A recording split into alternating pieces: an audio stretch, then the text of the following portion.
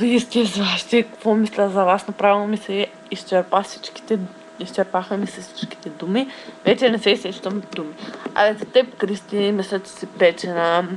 Днеска не ми се разсърди, дето отидох пред тях и те заебах, нали? Както и да е сега за това. Печена, забавна, ще се повторя за хиляден път. Човек на място, красива.